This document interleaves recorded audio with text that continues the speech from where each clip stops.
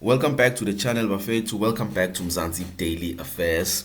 So, this video is very sad because this man right here, it's like before I play the video, ukhuluma iqiniso lo babe Bafethu, like he's being truthful. He talks about how our leaders are not actually engaged with having one voice with South Africans.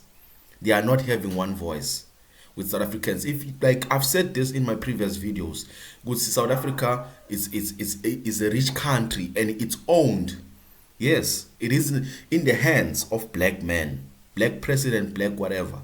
But what is actually happening behind the scenes, we don't know. We as South Africans, we have one vision to fight for our country. Kubuhlungu kubona tinto etentekalako bafethu. Le tinto bantu base Ethiopia labadlisa tona yakubona lento leyo.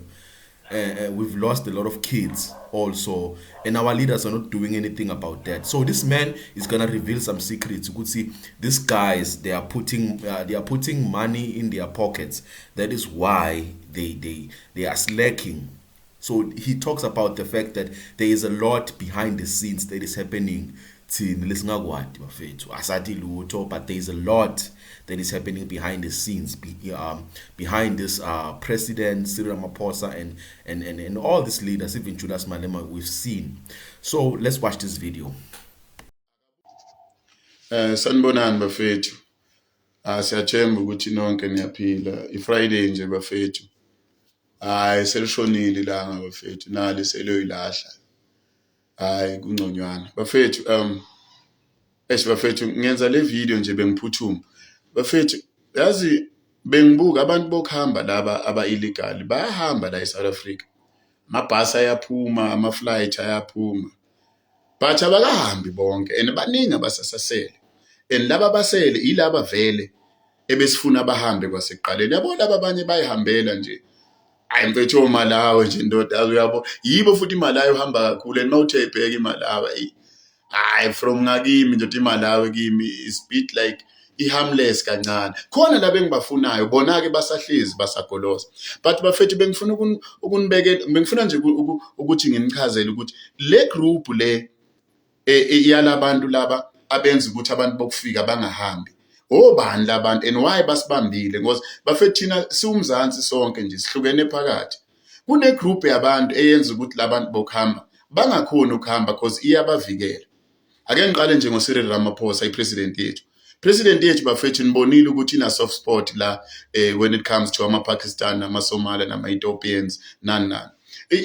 Government wethu ngiya-understanda why enenkinga nalaba bantu ngoba nini ngeke ngambona isitolo sabo ethi uyothenga mayifika akabuzi ukuthi apha amaphepha zonke izinto uthi nje how is the business. So uyabona ukuthi kunezinye izinto, but then mangithi ngiyabheka bengibheka iCR17 le makabhiza khankasa for ukuba ipresident icampaign yakhe.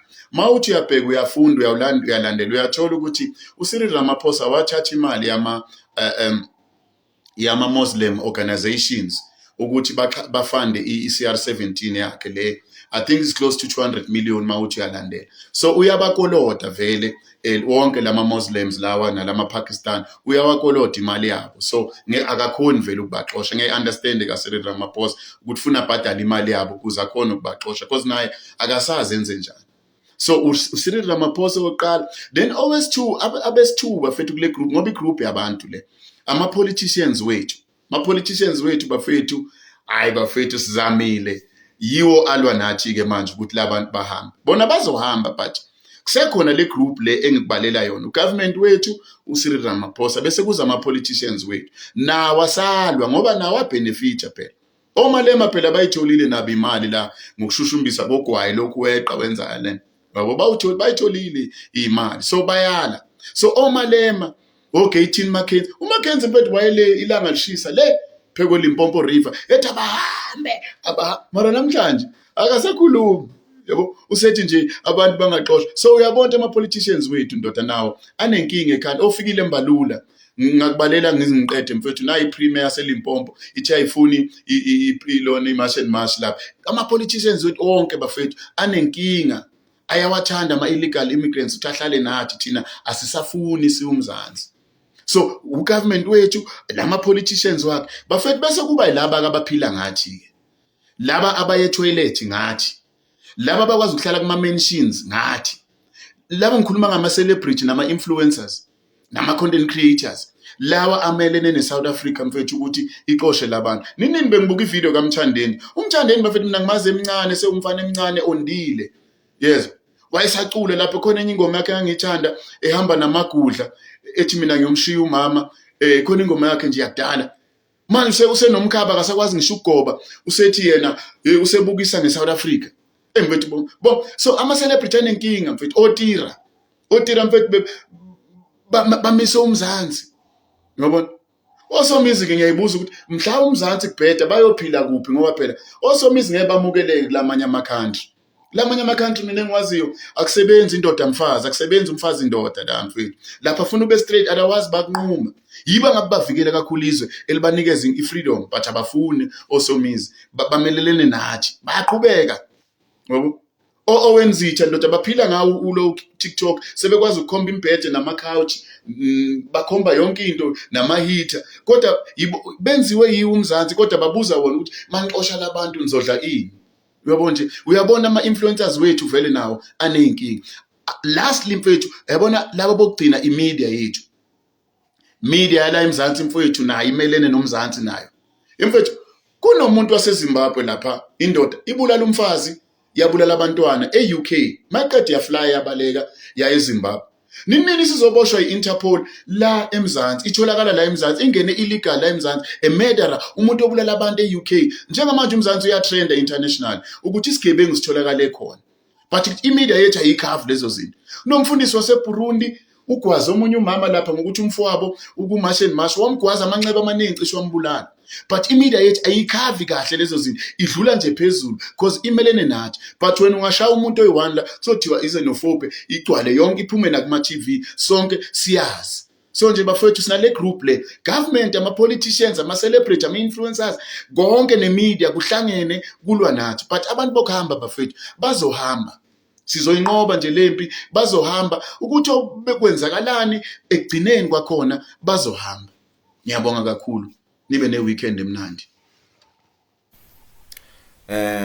Siyabonga bafethu, we've reached the end of this video. The reason why I can say ukuthi Phakile Mthakathi is one of our heroes bafethu. He's one of our heroes, like in he deserves to go down in history's books, because you can see the power and that he had fighting for South Africa. All that was just pure, and all that is still pure. So I pray that our country becomes a better country, because there are scandals, very, very bad scandals about our country being xenophobic. Where else we all know, we'll see, South Africans, we are a loving country. We are a loving country. But then, you know what happened. We all know what happened, Mafethu. We all know what happened. Some of the foreign nationals, they're not taking us, serious. They're taking us for a joke. So, Mafethu, this is sad. And I just want to say, let's love each other as a country, because together, we are stronger together. Let's not be divided. Let's work together. Let's love one another. I thank you all for watching till this far. Please leave us a comment. Let us know what you think about this video. If you're not subscribed to Mzansi Daily Affairs, please consider subscribing to the channel. Thank you.